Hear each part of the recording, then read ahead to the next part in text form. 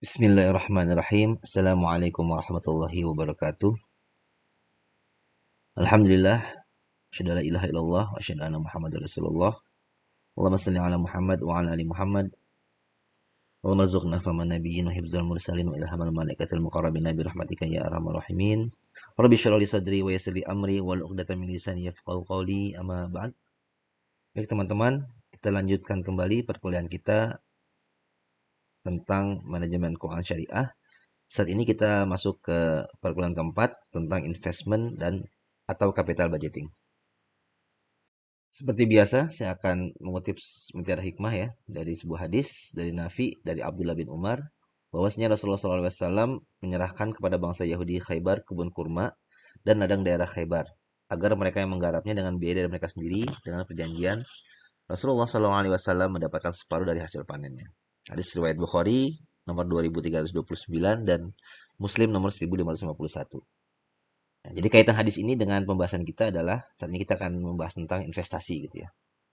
Nah, dari sini kita ketahui bahwa Nabi Muhammad pernah bekerjasama dengan bangsa Yahudi Khaybar, yaitu ladang kurma gitu ya. Dari kerjasama ini Nabi Muhammad SAW mendapatkan separuh dari hasil panennya. Jadi ini sebuah hadis yang menjadi dalil tentang investasi dan tentang bagi hasil gitu ya. Itu kaitannya dengan pembahasan kita kali ini adalah tentang investasi atau capital budgeting. Nah, ini adalah gambaran besar dari perkuliahan kita. Sekarang kita ada di investasi ya. Kita akan bahas tentang investasi ini. Sebagaimana kita tahu bahwa manajemen keuangan itu ruang lingkupnya terdapat bisa dikatakan ada 3 ruang lingkup ya, tentang investasi, pendanaan dan juga tentang modal kerja. Nah, pada pertemuan keempat ini kita akan bahas tentang aktivitas investasi atau capital budgeting.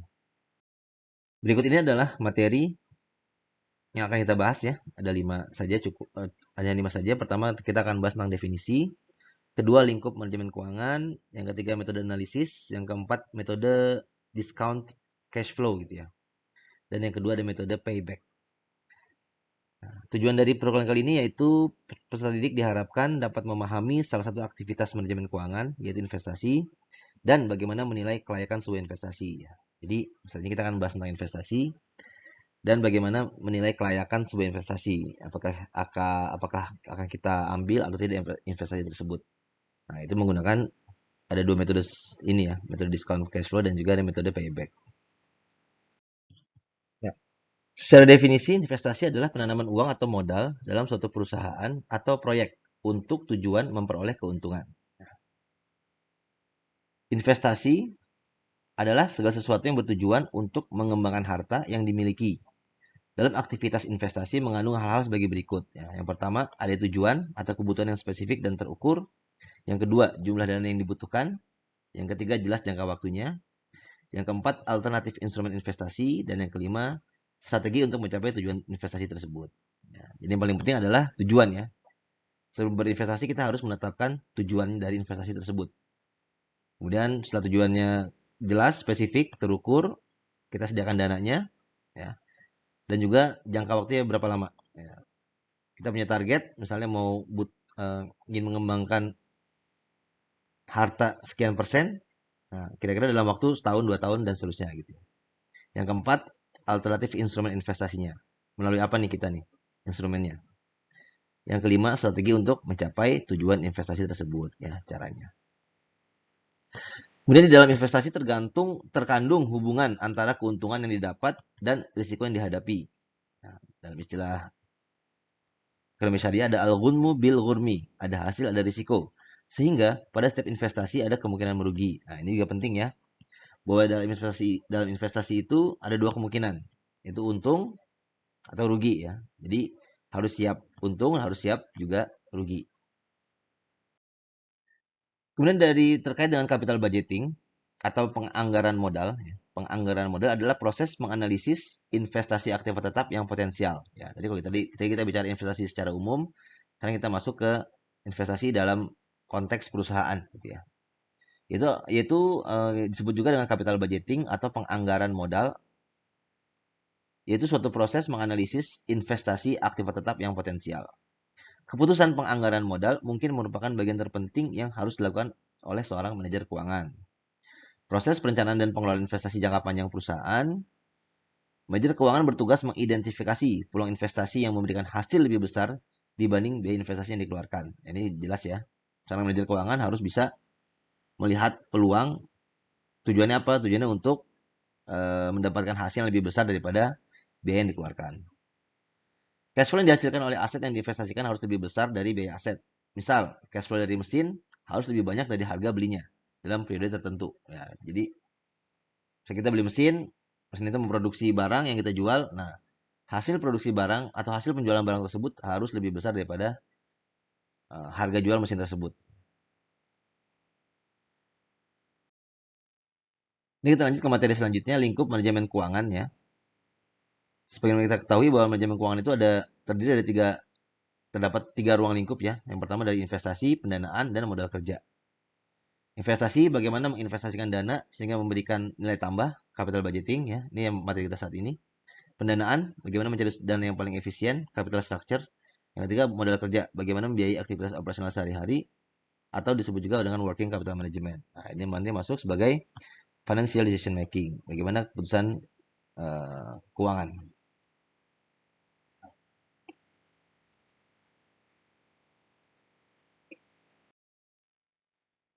Kemudian kalau kita lihat lagi lingkup manajemen keuangan,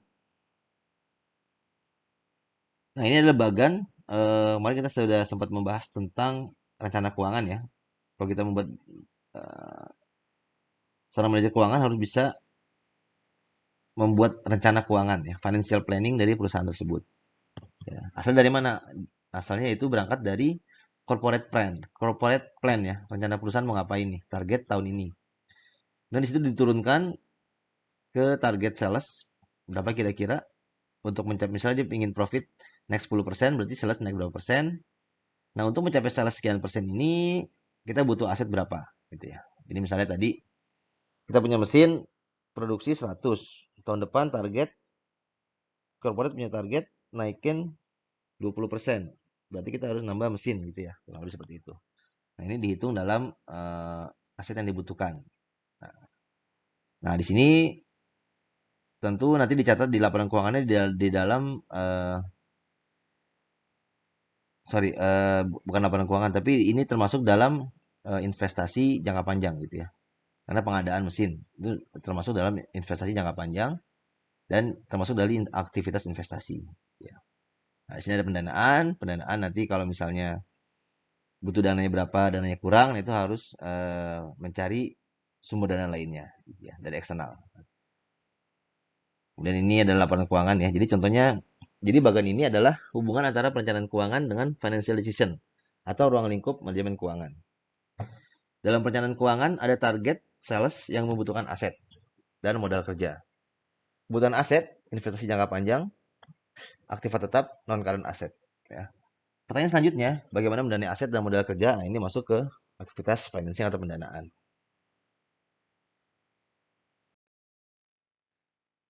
Kemudian masih dalam lingkup manajemen keuangan, aktivitas manajemen keuangan dapat dilihat pada laporan keuangan, statement of financial position atau balance sheet. Nah, ini kita sekarang ada di aktivitas investasi, itu bisa kita lihat di laporan keuangan statement of financial position atau balance sheet itu di bagian long term asset gitu ya.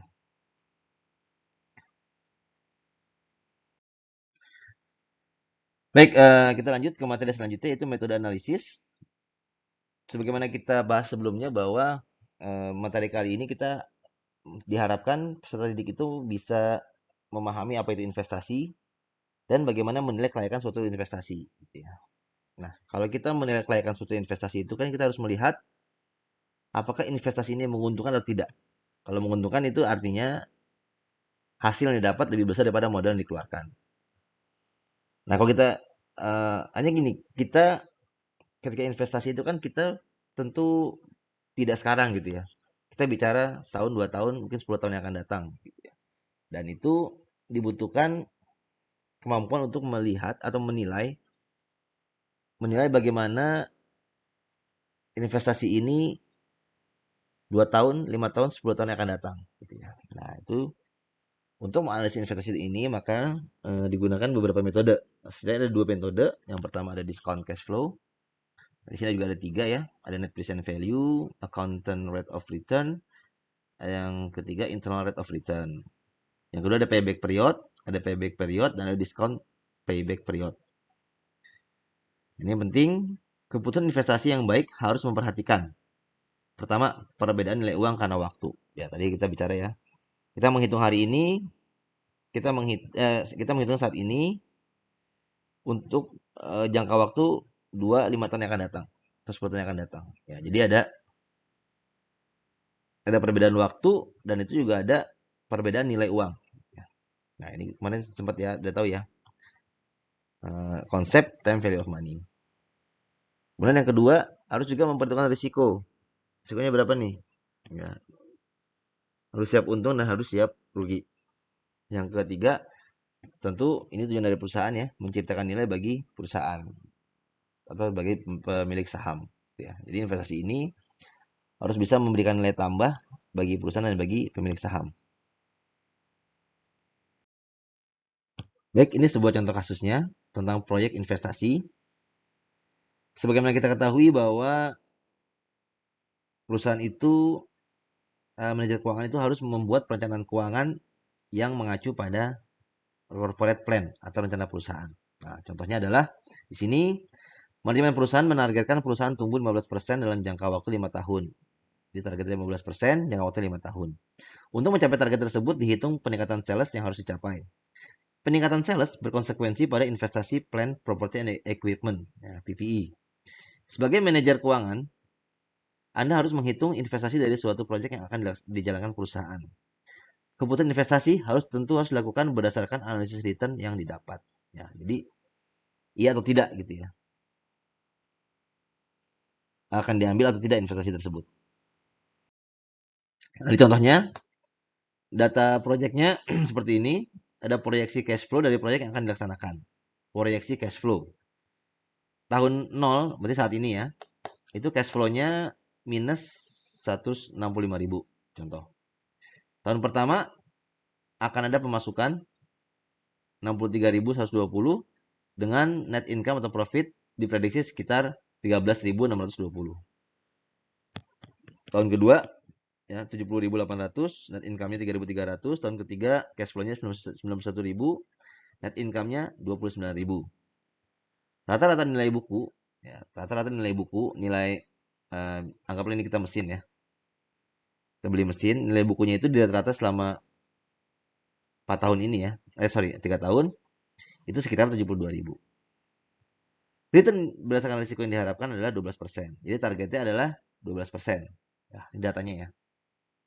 Datanya seperti ini. Kemudian kita coba hitung apakah investasi ini layak atau tidak gitu ya. Baik, kita coba hitung dengan metode discount cash flow method. Itu bagian yang pertama ya. Nah, ini net present value. Ini konsepnya ya. NPV adalah perbedaan nilai antara nilai pasar suatu proyek dan biayanya. Berapa banyak nilai yang diciptakan dari melakukan investasi ya. Langkah pertama adalah memperkirakan arus kas masa depan yang diharapkan. Langkah kedua, memperkirakan pengembalian yang diharapkan untuk proyek dengan tingkat risiko ini. Yang ketiga, menemukan nilai sekarang dari arus kas dan mengurangi investasi awal. Ini metode net present value. Jadi NPV adalah perbedaan antara nilai pasar suatu proyek dan biayanya.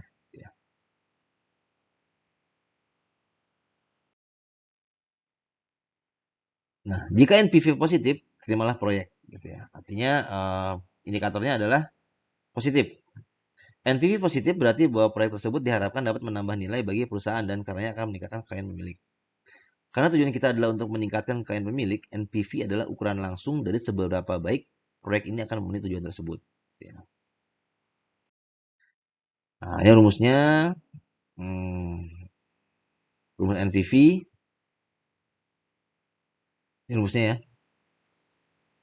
Future value sama dengan present value dikali 1 plus R pangkat T. Ya. Lihat data ini, tahun pertama berapa ya. Tahun pertama itu 63.120 dikali 1 plus R pangkat T. Pangkat 1 nih kan. Tahun kedua ya 70.800 dibagi 1,12. 12 ini ya returnnya ya. 12% kali pangkat 2. Tambah 91.000 cash flow tahun ketiga 1,12 pangkat 3 dikurang 165.000. Nah, ini kan present value ya. Hasilnya adalah 12.627,42. Ya. Apakah kita akan menerima atau menolak proyek? Jadi patokannya apa? Untuk menerima proyek, NPV harus positif. Ya. Sini hasilnya positif atau negatif? Ini positif ya. Berarti proyek ini layak dan bisa diterima. Ya. Dan yang kedua, metode Accountant Rate of Return, ARR. Ada banyak definisi yang berbeda untuk ARR. Yang digunakan dalam materi ini adalah penghasilan bersih rata-rata dibagi nilai buku rata-rata. Ya. Penghasilan bersih itu apa? Net income ya, NI. Penghasilan bersih rata-rata dibagi nilai buku rata-rata. Perhatikan bahwa nilai buku rata-rata tergantung pada bagaimana aset disusutkan atau biaya penyusutan atau depresiasi. Perlu memiliki tingkat cut-off target. Aturan keputusan, terima proyek jika AAR lebih besar dari tingkat yang ditetapkan. Nah, ini ya. Jika AAR-nya, Accountant Rate of Return ini lebih besar dari tingkat yang ditetapkan. Ya. Ini patokannya ya. Mari kita coba hitung. Asumsikan kita membutuhkan pengembalian akuntansi rata-rata 25%. Nah, ini targetnya ya, 25%. Berarti ARR-nya harus lebih besar dari 25%. Pendapatan bersih rata-rata berapa? Kita hitung ya.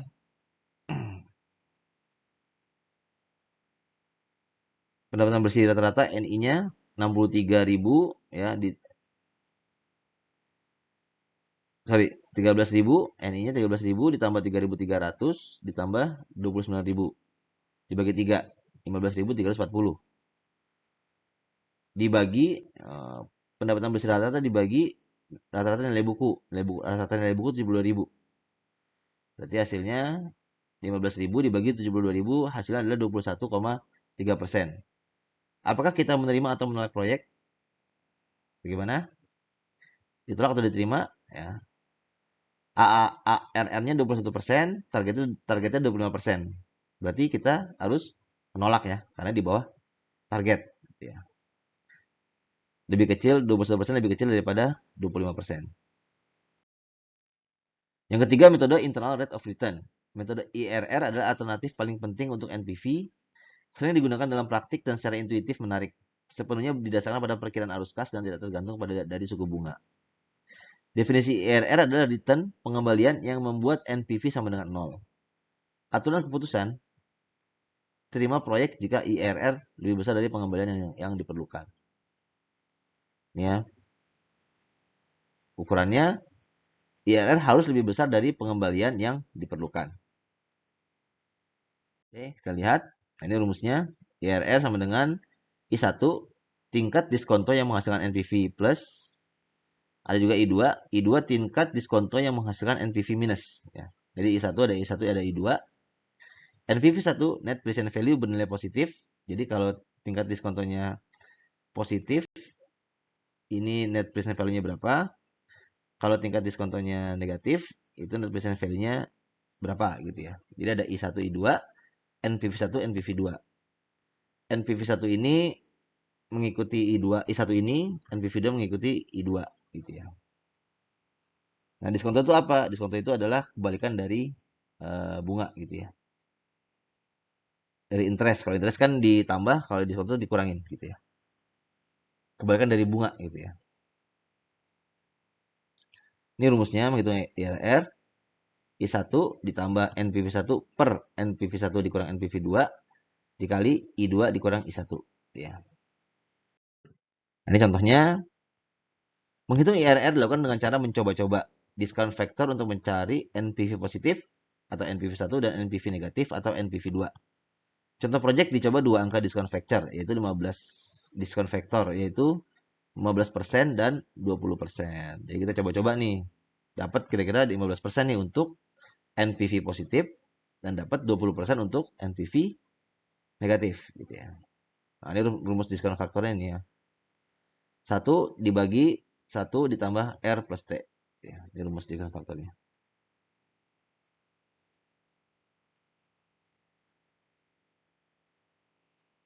Jadi kalau 15% berarti kan 1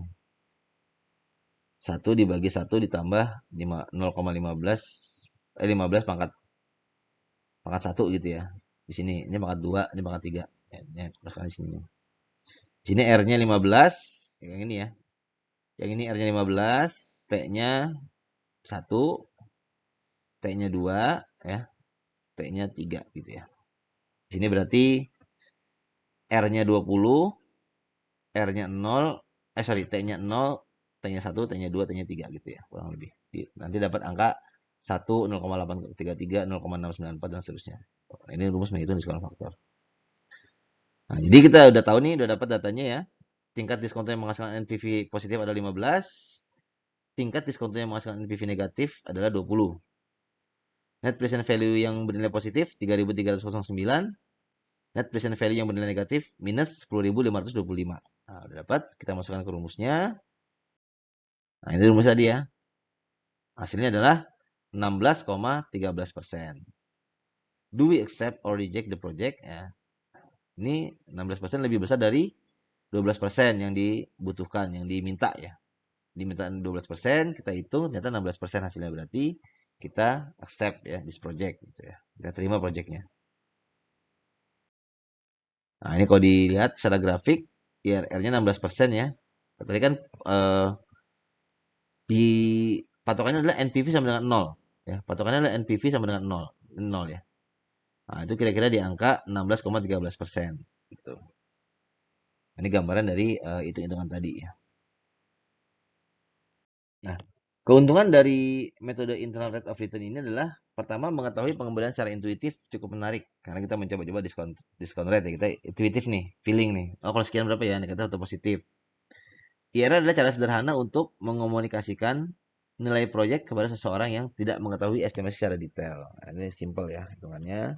Jika IRR cukup tinggi, Anda mungkin tidak perlu memperkirakan pengembalian yang diperlukan, yang seringkali merupakan tugas yang sulit. Ya. Jadi kita nggak perlu mikirin jelimet lah gitu ya, ini lebih simpel gitu. Ini keuntungannya.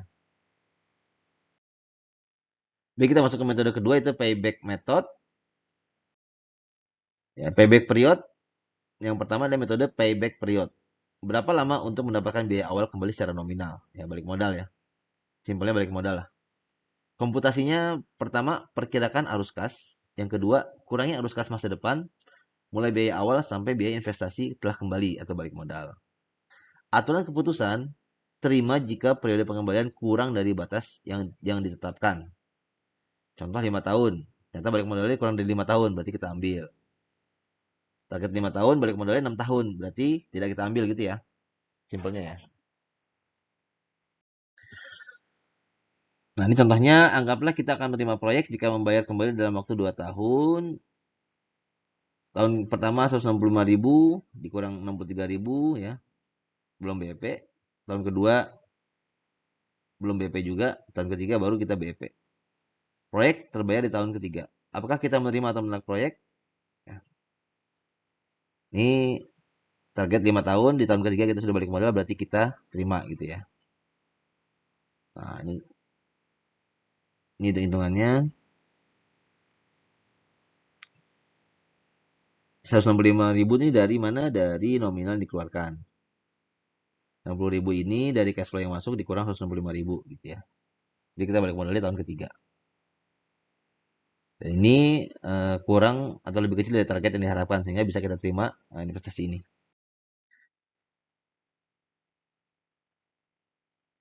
Metode payback period, keuntungannya advantage-nya mudah dimengerti, menyesuaikan ketidakpastian proyeksi arus kas, bias terhadap likuiditas proyeksi cash flow belum tentu liquid. Ya. Disadvantage, mengabaikan nilai waktu dari uang, jadi kita nilai uangnya sama ya, tahun ini dengan tahun depan, dengan tahun selanjutnya sama. Yang kedua, penentuan titik cut off tanpa ada standar. Ya, tadi 5 tahun ya, itu by feeling aja, tidak ada standarnya. Tadi kita kan targetnya 5 tahun, nah itu by feeling, 5 tahun kayaknya pas nih. Nah, itu tidak ada standarnya. Yang ketiga, mengabaikan arus kas di luar batas waktu. Nah, jadi setelah balik modal diabaikan ya. Yang keempat, bias terhadap proyek jangka panjang seperti penelitian dan pengembangan dan proyek baru. Nah, ini bias karena tidak ada cash flow-nya ya. Apalagi kalau penelitian itu kan tidak ada cash flow-nya. Sehingga bias. Bias itu artinya nggak jelas ya. Kurang kurang akurat lah gitu ya.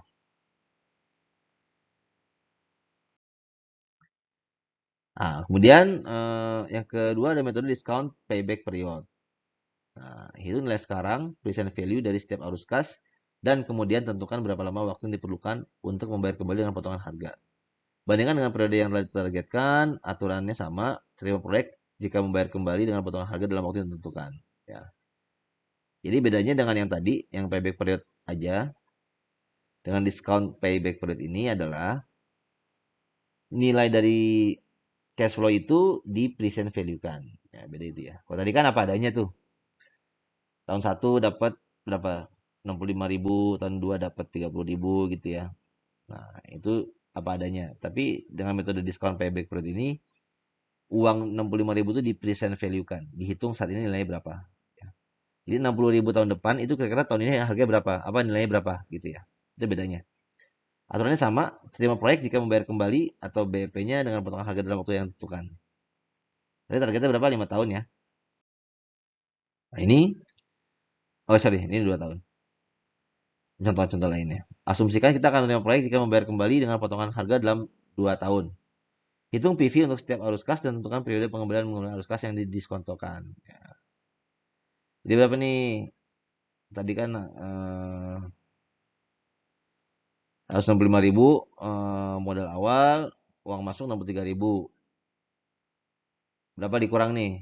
Nah, dikurang di present value. Ini kan tahun depan ya. Ini kan bicara tahun depan kan. Tahun depan kita udah keluar modal 165.000, di 63 ribunya uang masuk, nah, dikurang dikali di present value kan 1,121 sama dengan 108 sekian.